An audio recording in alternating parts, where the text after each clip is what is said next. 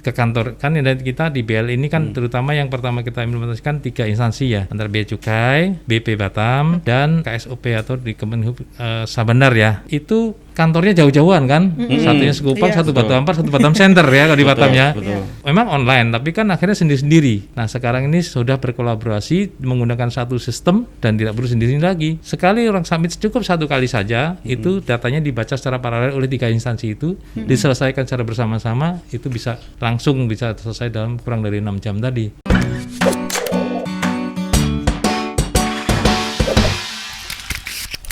Ya spesial kita hari ini agak beda. Kemarin kita ngobrolin soal politik terus, capek ya. Benar. Baru kemarin kita ngomongin kecantikan ya. Kesehatan, kecantikan. Nah sekarang kita datengin lagi, beda lagi nih. Iya. Dan tema hari ini penting banget karena ini soal nasib Batam. Menurut saya ini nasib Batam. Izin Pak Susilo ya.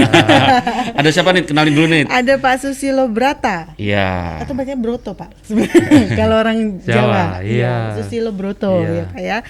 Pak Susilo Brata, Kepala Kantor Pelayanan Utama Bea dan Cukai Batam. Iya. Selamat sore. Sehat Pak. Alhamdulillah sehat. Karena kita ini mendatangkan bea cukai, berarti kaitannya sama apa nih? Sama barang. Ya, kemarin udah cantik, udah sehat, sekarang kita logistik lah. Keluar masuk barang itu bea cukai. Betul. Kan gitu Pak ya? Betul. Keluar masuk barang kan? Ya.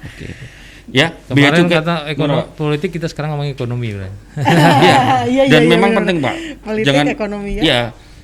Mungkin kalau isu di media hari ini paling banyak isu kesehatan. Gitu. Nah, yang kedua itu isu ekonomi. Iya, karena udah mulai sekarang harus pikirkan soal ekonomi. Ngurusin PSBB, lockdown, ekonomi hancur kan semuanya jadi kacau. Dan soal ekonomi di sini ada banyak kontribusinya terkait apa yang akan dilakukan oleh teman-teman dari Bea Cukai. Iya benar. Gitu. Nih apalagi topik yang sore ini nih kita ngebahas tentang Batam Logistik Ekosistem atau nanti kita singkat sering kita bilang BLE ya. Ya, Batam Logistik Ekosistem ini dorong pemulihan ekonomi. Ini bagaimana sih BLE ini? Nih kita tanya dulu sama Bapak ini, maksudnya BLE itu apa sih Pak? Kayak gitu. Ya Pak? Siap. Izin Pak Susilo. Izin Pak. Ya. Saya malah pengen tanya, BLE-nya baru dengar apa gimana? Kok Nita udah tahu ya? Sudah Pak, udah agak lama muncul di media udah seperti ini. Tapi mungkin kita tidak mungkin teman-teman ya atau yang awam mungkin akan sangat nggak biasa nih apa nih BLE. Ya, meskipun kemarin rame-rame soal logistik, soal biaya barang, tapi itu kan agak beda ya konteksnya ya mungkin ya. Beda konteksnya. Beda ya, Pak. Betul. Oke. Pak BLE ini apa nih? Mungkin itu dulu Pak yang biar bisa jelasin dulu. Kita nyambung dulu nih sama Tribuners yang di rumah. Oke, baik. Jadi gini Mbak Nita, Mas Danang. Jadi kalau bilang BLE itu tidak sesuatu yang tidak bisa dilepaskan, ada yang disebut namanya NLI atau NLE lah gitu bahasa. Kalau Indonesia NLE ya. Atau bahasa Indonesia Ekosistem Logistik Nasional, National Logistic System bahasa Inggrisnya. Itu secara nasional. Ya, itu istilahnya dari idenya pemerintah lah untuk bagaimana mempercepat arus logistik barang, khususnya terkait dengan impor ekspor di pelabuhan, yang mungkin sudah dirasa bahwa banyak sekali hambatan-hambatan kesulitan sehingga tidak menjadi lancar. Dan itu sudah diformalkan dengan instruksi Presiden, Pak Presiden langsung yang menginstruksikan dengan instruksi Presiden nomor 5 tahun 2020. Nah, jadi udah nggak ada boleh bantah lagi, udah diinstruksikan oleh Pak Presiden ini. Itu di nasional logistik ekosistem namanya. Nah, khusus Batam itu apa yang disebut Batam Logistik Ekosistem, kira-kira itu adalah bagian dari NLE tadi. Ya, tapi ada yang unik nih. Mungkin Mbak Nita, Mas Danang nanya, ada nggak Pak misalnya kota lain, misalnya mana? Medan Logistik Ekosistem ada? Atau Surabaya Ekosistem itu nggak ada? Nggak ada ya? Adanya Batam Logistik Ekosistem. Itu menunjukkan bahwa Batam spesial. Karena adanya National Logistic Ecosystem, kemudian ada Batam Logistic Ecosystem. Nah, yang lain tetap nasional. Nah, intinya memang pilotingnya pertama di Tanjung Priuk dan untuk yang di daerah itu di Batam. Itu menunjukkan bahwa Batam spesial untuk bagaimana Batam itu sebagai bagian dari penggerak ekonomi nasional gitu. Pak, ini tadi ada NLE, ada BLE. Itu BLE kan hanya di Batam aja ya. Kalau NLE kan memang ini nasional ya. Nah, maksudnya apakah BLE itu hanya karena tempatnya di Batam terus dia bikin namanya BLE. Terus kalau misalkan mohon maaf nih, misalkan di Tanjung Mas misalkan, apa Tanjung Mas jadi Semarang ya, Semarang logistik ekosistem akan seperti itu atau gimana Pak? Nggak ada, jadi semua namanya NLE. Semua namanya NLE. Khusus Batam memang ada inisiasinya sudah ada dari bahkan sebelum NLE itu ada, tapi belum ada bentuknya namanya apa. Intinya kami di Batam ini pengen bagaimana sih logistik di sini khususnya pelabuhan itu bisa lebih cepat gitu. Mumpung ini ada induknya, ini ada NLE, makalah itu diformulasikan dalam bentuk Batam Logistik Ekosistem yang merupakan bagian dari NLE tadi. Itu adalah intinya program nasional dari pemerintah untuk percepatan logistik khususnya di pelabuhan dan sekitarnya, artinya untuk impor dan ekspor gitu.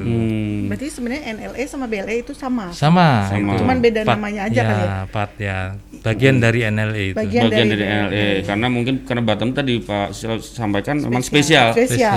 Dan apa ya? Aku nggak tahu kalau terkait dengan keluar masuk barang itu kalau di Indonesia Pak itu paling Batam nggak tahu porsinya memang paling besar atau gimana? Kalau sehingga dari itu dia bilang spesial gitu Pak. Kalau dari sisi porsi volume ya, memang tidak besar, maksudnya tidak dalam posisi besar, jauh dengan Tanjung Priuk misalnya, dengan Tanjung Perak jauh. Iya. Tapi spesialnya adalah pertama di sini ada free trade zone. Kedua sangat dekat dengan negara yang menjadi hubnya internasional kan, Singapura. Sehingga ini akan menjadi salah satu hubnya juga, diharapkan di bagian dari hub internasional juga. Jadi spesial juga di situ dari sisi situnya gitu. Sehingga kenapa tidak Batam ini menjadi tadi dari sisi kecepatan arus barang bisa lebih cepat lagi supaya investasi di Batam juga lebih menarik, lebih tumbuh lagi gitu ininya. Ekonomi di Batam dengan adanya kalau ada investasi makin meningkat.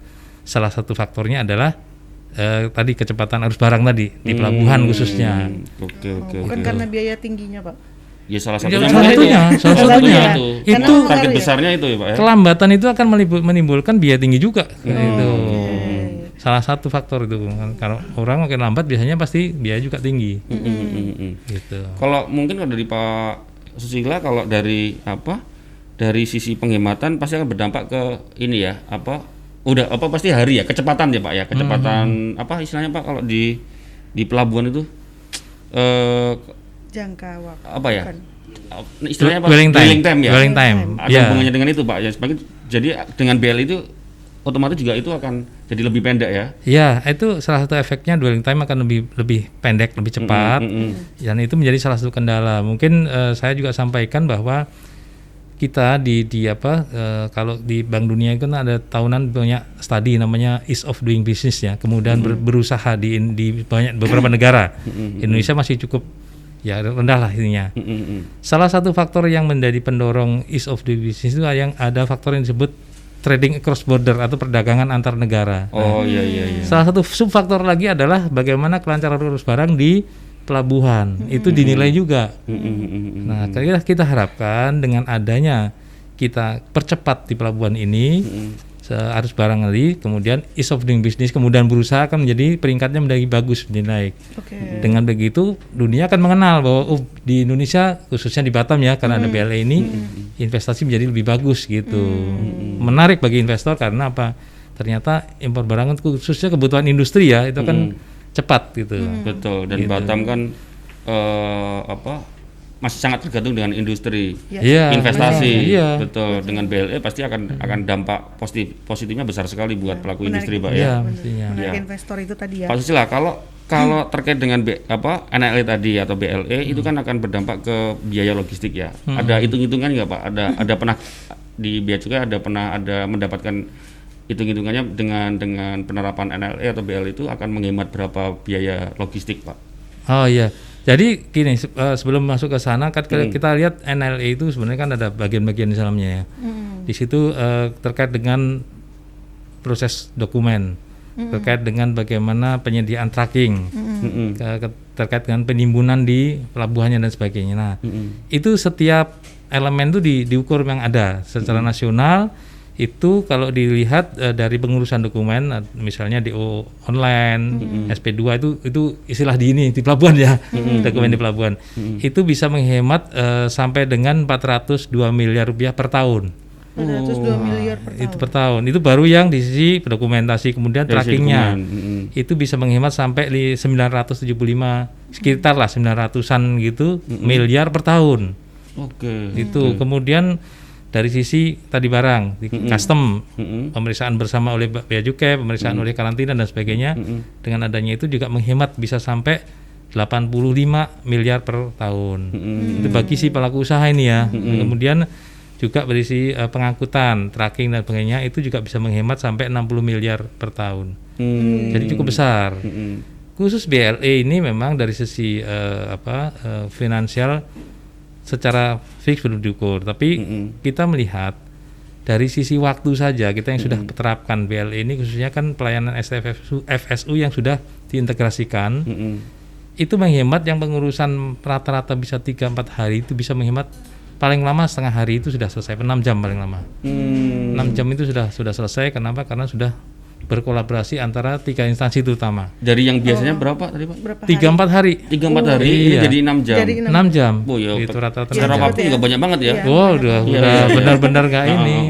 Udah gitu nggak perlu istilahnya ke kantor. Kan kita di BL ini kan terutama yang pertama kita implementasikan 3 instansi ya. Antara Bea Cukai, BP Batam, dan KSOP atau di Kemenhub Sabandar ya. Nah, itu kantornya jauh-jauhan kan, satunya Sekupang, satu Batu Ampar, satu Batam Center ya kalau di Batam ya. Dan harus memang online, tapi kan akhirnya sendiri-sendiri. Nah sekarang ini sudah berkolaborasi menggunakan satu sistem dan tidak perlu sendiri lagi. Sekali orang submit cukup 1 kali saja, itu datanya dibaca secara paralel oleh 3 instansi itu, diselesaikan secara bersama-sama, itu bisa langsung bisa selesai dalam kurang dari 6 jam tadi. Jadi ini sebenarnya NLA ini satu sistem digital begitu Pak? Ya gitu bagi salah satunya ya. Maksudnya cara gampangnya ya? Ya kira-kira gitu kalau zaman sekarang. Kalau dulu belanja beli makanan ke warung, sekarang ada ojol kan itu. Betul. Semuanya udah ada di aplikasi itu ya. Kolaborasi sistem nanti antara BC juga punya sistem sendiri, kemudian BP juga punya sistem sendiri, kemudian dari KSOP punya sendiri, nanti ada imigrasi masuk juga sendiri, kemudian karantina sendiri. Nah kemarin pertama yang kita implementasikan adalah 3 instansi itu. Nah ini kemarin kita mengimplementasikan pertama itu pakai sistemnya Bea Cukai, jadi dalam satu rumah di Bea Cukai rumahnya. Rumah itu maksudnya portalnya. Portalnya ya, platformnya platformnya di kita. Jadi kayak awalnya. Jadi BP, Sabandar, Bea Cukai ya, itu ya. 3 jadi dulu. Semua ngikutin yang platformnya tadi, dashboardnya Bea Cukai ya. Selama ini kendalanya di apa Pak? Biasanya kayak gitu kan sistem, terus database. Apa ya kayak gitu tuh? Yang sangat berbeda adalah dulunya itu pelayanannya diberikan secara serial. Jadi serial itu gini, urutannya kan kalau kita lihat kapal sandar itu oleh siapa? Boleh sandar. Oleh KSOP namanya Sabandar kan gitu. Setelah kapal oleh Sabandar boleh nyandar, kemudian barang mau nimbun dulu, ternyata ini di kawasan bebas. Yang punya izin ada dari BP Batam. Harus izin BP Batam dulu. Udah gitu dia udah selesai keluar dari kapal nih. Masih ada pemeriksaan pengurusan dokumen di Bea Cukai, baru ke Bea Cukai. Jadi serial kan. Dengan sistem ini nanti paralel. Sekali orang submit mengerjakan 3-3-nya, saat itu juga sistemnya akan mengkolaborasi hasilnya menjadi satu produk. Gitu. Ibaratnya tadi kalau balik lagi ke ojol. Tapi ini sudah diberlakukan, maksudnya sudah berjalan kah Pak? Sudah. Kita kurang lebih sekitar 1 bulan atau 1,5 bulan lah sudah. Sudah implementasi ini. Sudah jalan. Baru anak kemarin ini. Masih bayi banget. Tapi bukan berarti kita dengan begitu saja jadi tinggal cetek tangan jadi nggak bisa. Iya. Ini tapi ini luar biasa dan saya lihat semangatnya kita semua di Batam, insya Allah semua untuk membangun optimis lah. Kita harus optimis, kita bisa untuk mewujudkan yang dulunya mungkin nggak kebayang bisa nggak itu. Mungkin pernah dengar yang namanya ekosektoral, ya antar instansi semuanya bisa kok, bisa. Artinya sistem itu nggak ada lagi saling ini punya sistem siapa, ini punya siapa, udah jadi satu. Iya, jadi satu. Tapi goalnya adalah bantu pemerintah kita di sesuai tema ya. Ujung-ujungnya nanti akan bantu soal ekonomi kan. Benar. Apalagi sekarang di kondisi pandemi semua harus berhemat, otomatis kan ini menghemat ya tadi. Ya, tadi aku masih berpikir hematnya itu soal biaya logistik, ternyata tadi Pak Susilo sampaikan ada yang soal dokumen banyak juga ya. Tapi kalau untuk penerapannya Pak, maksudnya apakah memang sistemnya sudah 100% sempurna atau memang atau masih sering tahapan akan gitu terus di-develop terus gitu. Nah, gitu. Jadi gini, kalau bilang sempurna di bagian yang saat ini sudah sempurna. Oke. Tapi kalau dibilang kalau mungkin kayak bayangkan kayak rumah itu rumah tumbuh lah ya. Ya. Kita tidak bikin rumah yang besar tapi udah seolah konstruksinya ada tapi ininya belum jadi semua, masih bocor sana enggak. Jadi ini rumah ini jadiin satu, ini nanti rumah jadi untuk tracking satu lagi, udah semua tinggal mengkolaborasikan, mensinergikan antar instansi, antar aplikasi tadi menjadi satu dalam satu portal nanti. Portalnya portal NLI tadi, ya gitu. Berarti ini masih satu-satu sebenarnya? Iya, sebenarnya sudah jalan, sudah sempurna, tapi nanti akan dikolaborasikan. Contoh misalnya, saat ini sebenarnya sudah ada aplikasi untuk pemesan tracking, ada provider yang untuk itu. Sebenarnya mereka sudah ada. Nah, itu nanti kan kerjasama antara kami government dengan bisnis. Oke. Swasta ya? Swasta. Okay. Karena kenapa yang menyediakan tracking itu kan swasta. Iya. Dia sebenarnya punya aplikasi, sudah punya. Tinggal mengkolaborasikan lagi dengan sistem kami. Okay. Jadi sesuai filosofi namanya, misalnya. Kan ekosistem kan. Kalau kita pernah belajar biologi, pernah belajar ya? Biologi. Ya, kita lulusan IPA. Udah lupa. Tapi intinya ekosistem kan itu ada komponen-komponen yang betul, ada banyak ya. beberapa komponen yang kita ada misalnya kalau di alam itu kita tinggal itu kan ada manusianya, ada hewan, ada tumbuhan, ada bahkan ada yang mati, ada yang hidup ya. Batu itu kan sebenarnya bagian ekosistem juga, air dan sebagainya, udara. Tidak ada yang saling meniadakan. Semua tetap ada, tapi saling melengkapi dan saling menguntungkan. Nah, itulah akhirnya kolaborasi itu nanti akan jadi suatu ekosistem karena saling melengkapi. Tidak ada yang ditiadakan, tidak ada. Dia tetap ada semua masing-masing tapi dikolaborasikan jadi satu. Sehingga jadi satu dan saling menguntungkan. Saya baru tahu ternyata yang dari aplikasi yang dari swasta memang sudah ada ya Pak ya. Ada, mereka sudah punya sebenarnya. Terus yang sekarang ini yang BL ini yang dari Bea Cukai, BP dan Sabander tadi itu kan baru 1 bulan ya Pak. Nah, itu juga sebenarnya mereka dari kami Bea Cukai sudah ada, dari BP juga sudah ada, kemudian dari Sabander SOP kan ada sebenarnya, diintegrasikan itu, dikolaborasikan jadi satu jendela ya sendiri. Nanti juga itu kan government ya, terus imigrasi government juga ya, karantina juga. Nanti government to business, artinya kami dengan pengusaha tracking, dengan pengusaha depo kontainer tadi, misalnya Ceki ya, dan lain-lain. Nah kemudian nanti baru ada lagi bisnis to bisnis. Siapa itu? Pemilik barang, importir, kan orang bisnis nih. Dengan tadi pemilik kontainer. Saya mau ekspor barang nih, tapi saya kan mesti cari kontainer. Masa saya telepon sana, telepon sini, dia cukup melalui sistem itu, NLI itu, dia akan order kontainer kosong. Ya kurang lebih seperti ojol, mana yang paling murah kira gitu, paling efisien gitu. Jadi kayak kebayangnya akan ada menu-menu lagi gitu. Iya gitu. Iya. Jadi nanti akan ada government to business, gitu ya Pak? Iya. Government to business, business to business juga ada. Business juga ada. Oke. Gitu. Selama ini bagaimana Pak respon dari para stakeholder yang akan memanfaatkan sistem ini dari pengusaha gitu? Kalau sejauh ini gimana Pak? Ini baru 1 bulan kan? Iya, kalau kita yang sudah ada pasti merasa pasti sudah terbantu, dan memang pastinya jauh berbeda dengan tadi yang hitungan hari aja sudah beda kan. Pasti saya yakin juga terbantu, dan komentar mereka dalam rapat evaluasi pun bagus gitu ininya, karena sangat terbantu dengan adanya sistem ini. Ya, sistemnya paperless, kemudian sudah makin efisien. Tapi sosialisasi sudah Pak? Udah nanti kalau tinggal nanti setelah ini kita menggabungkan yang tadi government to business tadi, penyedia tracking, penyedia depo kontainer dan sebagainya tadi. Kita akan ke sana, makin konsolidasi pertama sosialisasinya sudah pernah juga sudah. Itu antara bisnis si pemilik barang dengan kami ya, dengan government. Belum sampai yang itu, tapi tahap berikutnya karena ada nanti kalau sudah ada kolaborasinya, kita akan sosialisasikan lagi ke sana untuk itu tadi. Saya ngurus barang di pelabuhan, sekarang udah cepet. Tapi setelah dapat cepet itu ternyata saya mau ngangkut barangnya susah nyari trackingnya, truknya susah, atau kalaupun truk saya nggak dapat yang paling murah, paling efisien atau paling cepat penyedianya. Nanti kita yang menyediakan semua di sana. Platformnya diangkat, nanti cukup satu submit tadi, submit itu satu loh, nggak kemana-mana. Submit satu, dia cukup, saya punya barang volumenya sekian, mau saya ekspor ke Singapura. Nanti otomatis saya akan nyari mana tracking yang paling efisien.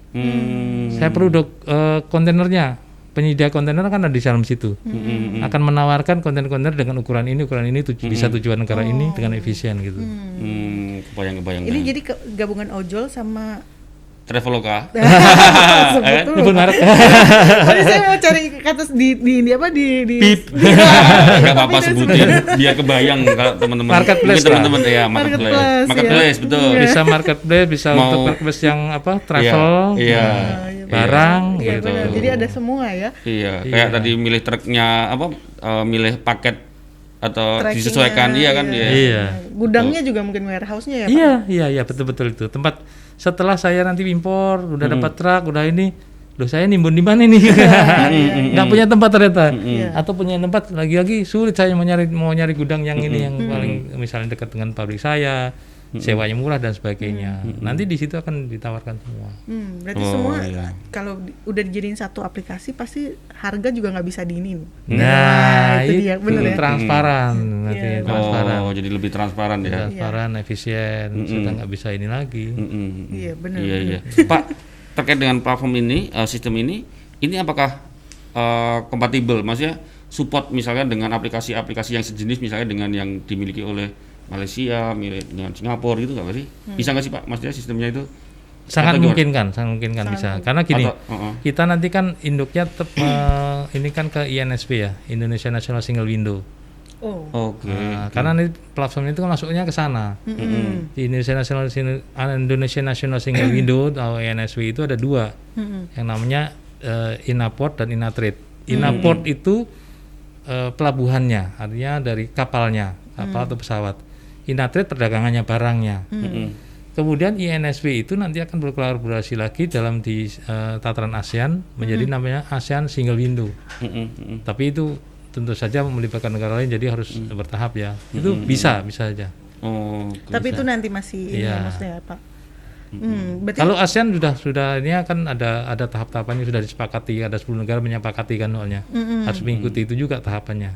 Tapi setidaknya kalau di masing-masing negara kita sudah tahap itu sudah di INSP sudah kita ini kan. Tapi kalau untuk ini berarti program BLE atau NLE ini masih sebatas dengan perdagangan luar negeri. Iya. Benar Pak. Yang domestiknya? Iya. Nanti pasti akan masuk juga. Saat ini masih hanya untuk dengan luar negeri Pak ya, keluar masuk barang luar negeri ya. Internasional ya. Iya, internasional. Karena kan kalau kita lihat justru pelabuhannya itu yang tadi dwelling time itu sebenarnya kebanyakan kan barang-barang impor dan ekspor yang terhambat. Iya. Kalau barang dalam negeri rata-rata nggak terlalu terhambat karena prosedurnya kan lebih simpel karena dalam negeri juga kecil. Iya. Jadi pakai maskapai nyampe. Iya. Awalnya mesti mikirnya JNE gitu kan. Beda. Iya, seperti itu enggak ya.